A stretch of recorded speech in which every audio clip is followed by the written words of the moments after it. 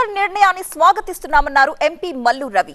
ఫిరాయింపుల్ని కాంగ్రెస్ ప్రోత్సహించదని, అభివృద్ధి కోసం మాత్రమే ఎమ్మెల్యేలు సీఎంని కలిశారంటూ స్పష్టం చేశారు ఆయన. కాంగ్రెస్ కి అసెంబ్లీలో పూర్తి మెజారిటీ ఉందని, రేవంత్ నాయకత్వంలో సర్కార్ బలంగా ఉందని చెప్పారు. ప్రస్తుతం మనతో పాటు కాంగ్రెస్ ఎంపీ మల్లు రవి గారు ఉన్నారు. సార్, పార్టీ ఫిరాయింపులకు సంబంధించి స్పీకర్ తీసుకున్న నిర్ణయాన్ని ఏ విధంగా చూస్తారు? స్పీకర్ తీసుకున్నటువంటి నిర్ణయాన్ని నేను స్వాగతిస్తున్నాను. ఎందుకంటే ఆ ఎమ్మెల్యేలే చెప్తున్నారు మేము కాంగ్రెస్ పార్టీలో చేరలేదు, ఇక్కడ కాకుండా పేపర్లో చెప్పారు, టీవీలో కూడా వచ్చింది. మేము కాంగ్రెస్ పార్టీలో ప్రభుత్వం ఉంది కాబట్టి మా అసెంబ్లీలో అభివృద్ధి కార్యక్రమాలు, సంక్షేమ కార్యక్రమాలు బాగా జరగాలంటే ముఖ్యమంత్రి గారిని, మంత్రుల్ని, అధికారులను కలిసి పనిచేసుకోవడానికి మాత్రమే కలిసామని చెప్పారు. అదే విషయం స్పీకర్ కూడా చెప్పుంటారు. అందువల్ల స్పీకర్ ఆ రకంగా జడ్జిమెంట్ ఇచ్చారు. అందువల్లనే నేను దాన్ని స్వాగతిస్తున్నాను. అంటే ముఖ్యమంత్రి గారు వెళ్ళి కండువాలు కప్పారు కదా సార్, వాళ్ళు కూడా ముఖ్యమంత్రి గారిని కలిశారు. దీన్ని పార్టీ ఫిరాయింపుగా చూడరా మీరు? ముఖ్యమంత్రి గారు ఎక్కడికి వెళ్ళలేదు, కండువాలు కప్పలేదు. వాళ్ళు వచ్చారు, ముఖ్యమంత్రి గారిని కలిశారు, వాళ్ళ రిప్రజెంటేషన్లు ఇచ్చారు, వారితో ఫోటో దిగారు.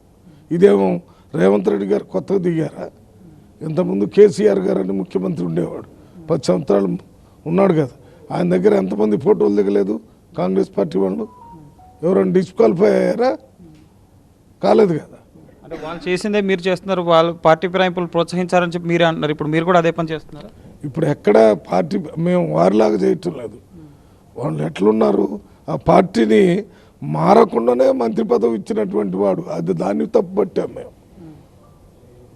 శ్రీనివాస్ యాదవ్ అనే ఆయన టీడీపీలో ఉన్నాడు, టీడీపీలోనే ఉంటూనే అక్కడ ప్రమాణ స్వీకారం చేసి మంత్రి చేశాడు, పూర్తి కాలం అయిపోయింది, మళ్ళీ ఎమ్మెల్యే అయ్యాడు.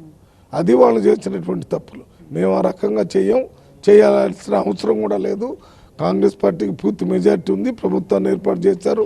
బలమైన నాయకుడు రేవంత్ రెడ్డి గారు ముఖ్యమంత్రిగా ప్రజాప్రభుత్వాన్ని చాలా ప్రజారాజ్యంగా పరిపాలిస్తున్నాడు. అందువల్లనే ఇప్పుడు 70-75% మన పంచాయతీ ఎన్నికల్లో కాంగ్రెస్ పార్టీ ఇంకో ఇద్దరు పైన నిర్ణయం తీసుకోలేదు స్పీకర్, దానం నాగేందర్ కానీ కడియం శ్రీహర్ గారు. దానం నాగేందర్ మీ పార్టీ గుర్తుపైన లోక్సభకు పోటీ చేశారు. సో అంటే మీ పార్టీలో చేరే అవకాశం ఉందా? నెక్స్ట్ మళ్ళీ బై ఎలక్షన్స్ వస్తాయి అంటే ఇప్పుడు వారి మీద నిర్ణయం తీసుకుంటే కదా చెప్పడానికి.